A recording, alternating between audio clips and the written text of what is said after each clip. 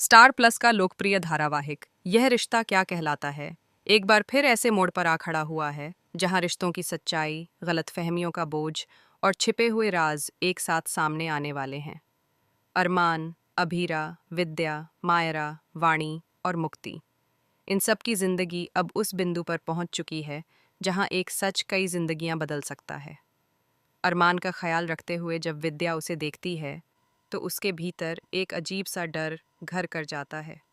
वह जानती है कि अगर अभीरा ने अपने दिल में दबा सच अरमान के सामने रख दिया तो उसकी बनाई हुई पूरी कहानी बिखर जाएगी। इसी डर के कारण वह घबराई हुई हालत में अभीरा के पास पहुंचती है। उसकी आवाज़ कांप रही होती है, आंखों में आंसू होते हैं और शब्दों में विनती। वह अभीरा से कहती है कि अरमान को कुछ मत बताना, नहीं तो परिवार टूट जाएगा। लेकिन अभीरा अब वह लड़की नहीं रही जो हर बार चुप रहकर सब सह ले। उसने बहुत कुछ खोया है, अपना रिश्ता, अपनी इज्जत, अपनी पहचान। वह जानती है कि जो कुछ हुआ वह किसी गलतफहमी का नतीजा नहीं बल्कि सोची समझी साजिश थी। अभीरा के मन में अरमान के लिए अब भी कहीं न कहीं भावनाएं बाकी हैं, लेकिन उन भावनाओं पर धोखे और दूरी की मोटी परत चढ़ चुकी है। जब अरमान उससे दोबारा मिलता है तो दोनों की आंखों में हजारों सवाल होते हैं। वे एक दूसरे से बहुत कुछ कहना चाहते हैं, लेकिन शब्द जैसे गले में अटक जाते हैं। अरमान को महसूस होने लगा है कि उसके साथ कुछ बड़ा खेल खेला गया है। तलाक के कागज, कस्टडी के पेपर्स और अचानक हुए फैसले, इन सब के पीछे कोई ना कोई सच जरूर छिपा है, और वह सच अब धीरे धीरे उसकी समझ में आने लगा है। दूसरी तरफ विद्या का डर बढ़ता जा रहा है। उसे लगता है कि अगर अरमान को पता चल गया कि तलाक के कागज उसके हाथ में किसने थमाए थे, अगर उसे यह मालूम हो गया कि कस्टडी का फैसला कैसे और क्यों लिया गया, तो वह उसे कभी माफ नहीं करेगा। वह सोचती थी कि वह जो कर रही है परिवार की भलाई के लिए कर रही है, लेकिन क्या किसी को अलग करके, किसी माँ को उसकी बेटी से दूर करके, किसी पति पत्नी को जुदा करके भलाई की जा सकती है? यही सवाल अब कहानी का केंद्र बनता जा रहा है। उधर वाणी और मायरा की मासूम दोस्ती कहानी को एक अलग ही भावनात्मक आयाम देती है। दोनों बच्चियां अपने अपने परिवारों की कड़वाहट से अनजान हैं।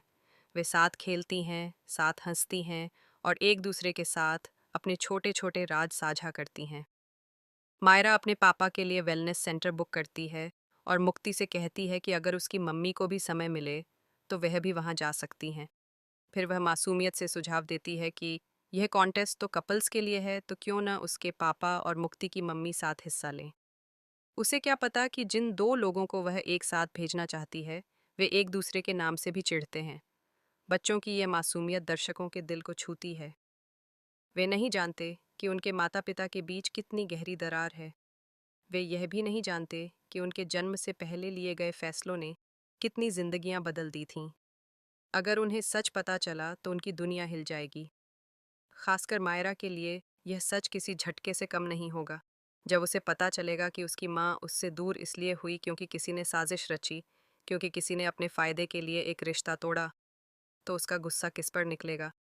मुक्ति पर, अपनी माँ पर, या अपने पापा पर? धीरे धीरे कहानी उस मोड़ की ओर बढ़ रही है जहाँ विद्या की सच्चाई उजागर होगी।